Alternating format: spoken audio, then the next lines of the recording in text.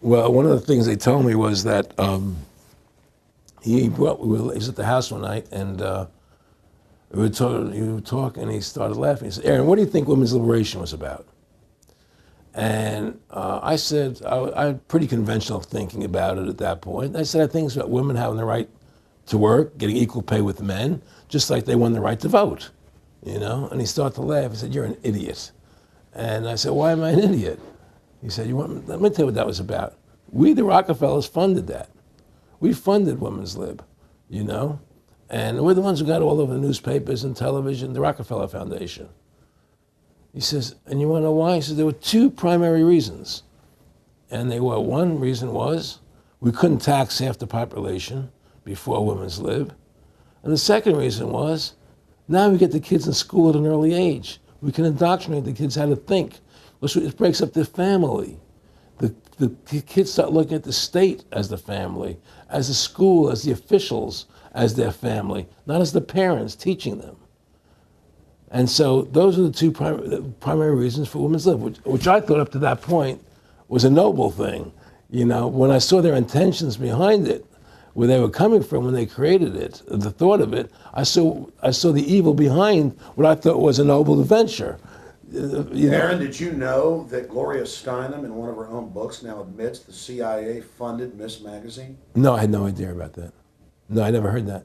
Yeah, we're going to... CIA funded Miss Magazine? Funded Miss Magazine with the stated goal of taxing women and breaking up the family. No kidding. I never heard that. Well, Nick told me. I mean, I know it, but not because I know the CIA was involved in it. Well, Gloria Steinem was proud of it. Oh, the CIA wanted to help me help women. No kidding. So they funded it, yeah. And of course, it's divide and conquer. Right, and of course. What they do is they focus in, obviously, on real problems. Women were getting shafted in many ways, but the elite wasn't planning to help them. They were planning to really shaft them and take men away from them. Look at what they did with black families. You only had about 10% illegitimacy 50 years ago in black communities, and now it's over 90%. And look at welfare. You were going to give you some money, but you can't have a man in the house. Right. And so that was further to degrade the family. Totally destroyed. And now illegitimacy is over 50% in the general population. Right. Well, see, the whole thing is these people control the money, so they make all the rules. You understand? And they put whatever rules they want into effect. And the truth is, America has really become a socialist, communistic country. And everybody says it's a capitalistic country. It's not a capitalistic country. You know, how can it be capitalistic when you have a central bank? That's the first. It can't be. You know, It's a planned economy. It's a planned economy. It's a phony. If they want to create prosperity, they just print dollars. They just make dollars or put digits into the economy, and then now you have prosperity. You don't have real prosperity. You don't have real manufacturing. You just have money being injected in. It's an infusion of credit, which only makes the government go into more debt. Into more debt. But the point I'm trying to make is that by creating this Federal Reserve System, the government now became dependent on these private banks for money. And they started taxing us, you see. And so now what happens is that in 35, I believe it was, Social Security started. And they gave Social Security cards, said not to be used for identification, the Social Security number right on the card, right? And through Social Security, they started deducting money out of your paycheck.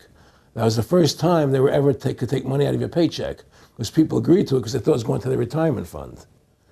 And so then when they instituted the income tax again, they started taking money out of your paycheck because Social Security could do it. And then they could do it again.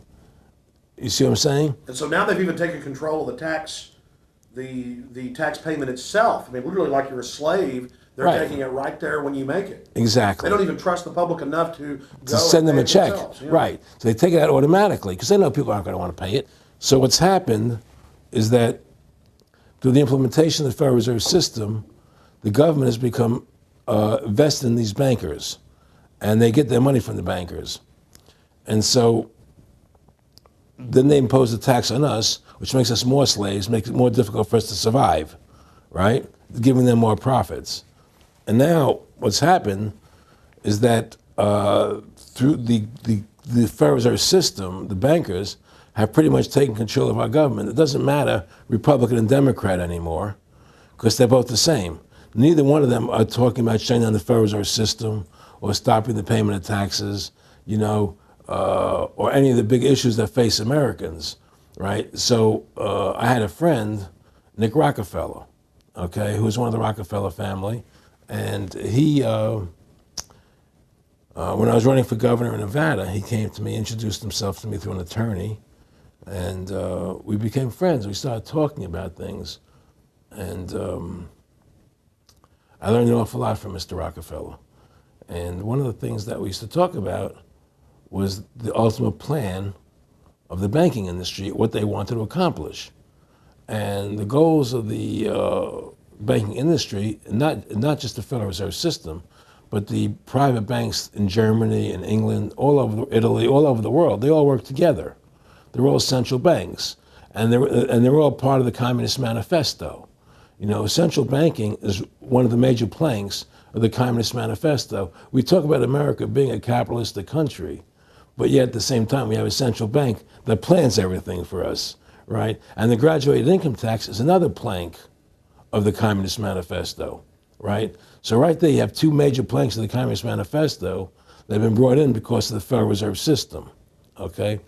So the ultimate goal that these people have in mind is the goal to create a one world government run by the banking industry, run by the bankers, and they're doing it in sections. The European currency, the euro, and the European Constitution is one part of it. Now they're trying to do it in America with the North American Union, right? And they want to create a new currency called the Amero, right? And the whole agenda is to create a one world government where everybody has an RFID chip implanted in them. All money is to be in those chips, right? There'll be no more cash. And this is given me straight from Rockefeller himself. This is what they want to accomplish. And all money will be in your chips.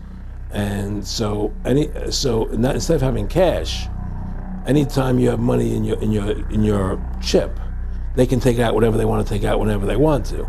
If they say you owe us this much money in taxes, they just deduct it out of your chip digitally. Total control. Total control. And if you're like me or you, and you're protesting what they're doing, they can just turn off your chip.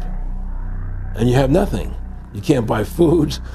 You can't do anything. It's total control of the people. And that chip's connected to a database that has your purchasing records, what you do, what Everything. you sell. Everything is in there, you know? And so they want a one world government controlled by them, everybody being chipped, all your money in those chips, and they control the chips and they control people. And you become a slave. You become a serf to these people. That's their goal. That's their intentions.